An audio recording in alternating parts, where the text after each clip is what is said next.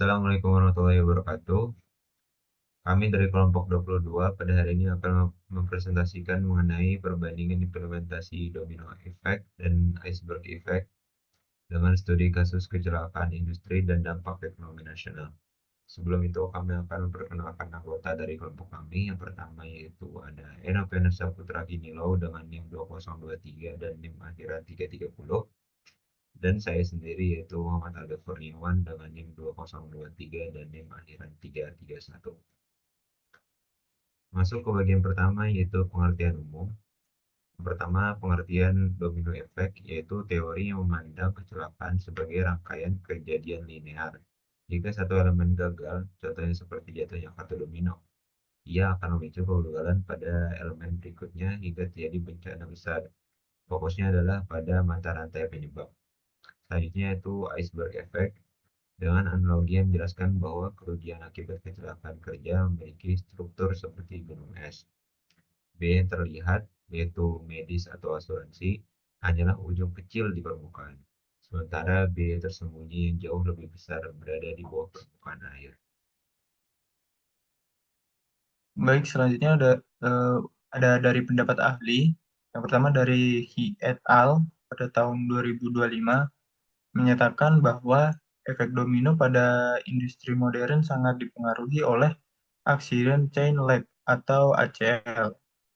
Mereka menekankan penggunaan kecerdasan buatan untuk memprediksi panjang rantai eskalasi energi.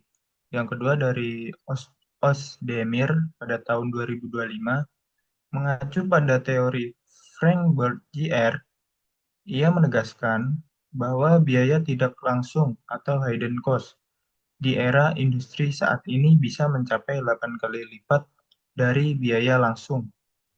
Ia berpendapat bahwa pengabaian biaya ini dapat merusak stabilitas ekonomi nasional. Selanjutnya masuk ke pembahasan case study yang pertama yaitu mekanisme domino. Dari sumber analisis 255 kasus kecelakaan tangki penyimpanan kimia menurut Ki et al. Tahun 2025, dengan implementasi studi menunjukkan bahwa pembakaran adalah pemicu utama yang menyebabkan kenaikan tekanan pada unit sekitarnya.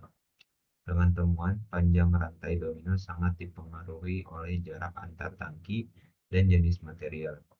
Semakin rapat jarak antar unit, semakin sulit memutus rantai ledakan jika satu unit mulai terbakar. Oke, baik. Selanjutnya pembahasan case study yang kedua, yaitu iceberg effect.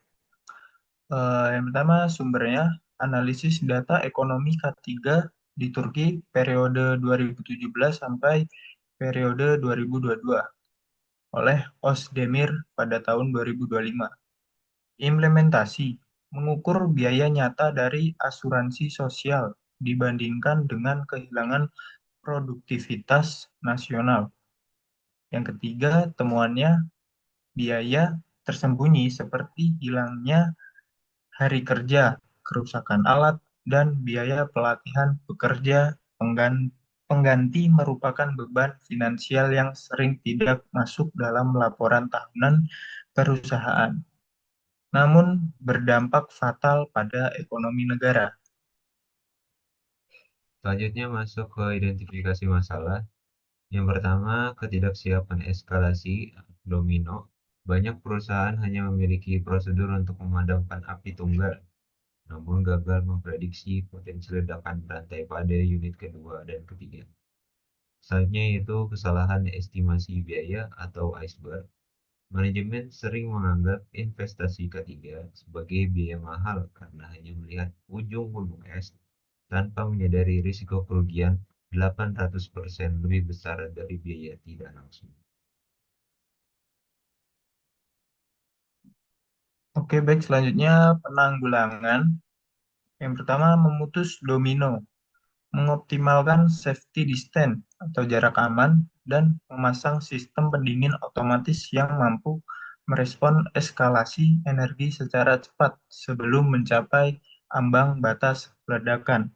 Yang kedua, manajemen iceberg, mengubah sistem akuntansi K3 perusahaan agar mencatat biaya tidak tidak langsung seperti downtime mesin, sehingga urgensi investasi pada pencegahan menjadi lebih jelas bagi pemilik modal.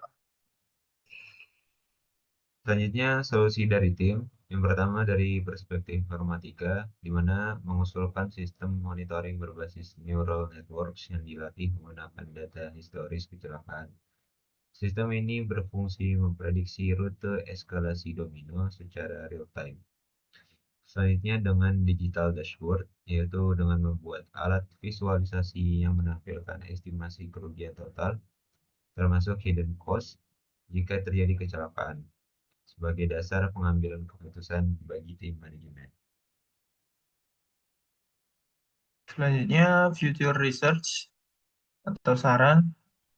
Yang pertama, saran penelitian. Diperlukan studi lebih lanjut mengenai implementasi digital twin di area industri untuk melakukan simulasi efek domino secara virtual sebelum pabrik dibangun. Yang kedua, saran praktis. Perusahaan harus mulai mendata biaya tak terlihat seperti waktu henti mesin dan biaya lembur pekerja pengganti untuk memvalidasi teori iceberg di lapangan. Yang ketiga, saran edukasi. Pentingnya edukasi K3 yang komprehensif bagi mahasiswa teknik agar memahami bahwa keselamatan kerja memiliki korelasi langsung dengan keberlanjutan bisnis. Sekarang masuk ke referensi. Ini merupakan dua judul jurnal yang kami gunakan sebagai referensi dalam pembuatan PPT pada kali ini. Terima kasih, kami dari kelompok 22 izin pamit. Wassalamualaikum warahmatullahi wabarakatuh.